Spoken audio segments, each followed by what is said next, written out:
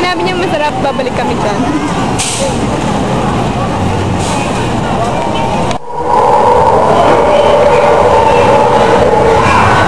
Ito yung Jurassic, diba?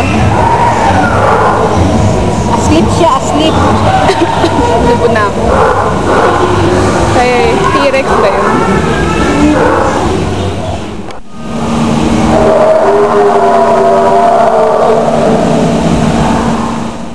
Na pala ito. Tapos nung magkano na sila, nakahalo ng dugo nila. Nanganak, nung naging ganun na. Kasi siya nauna siya eh.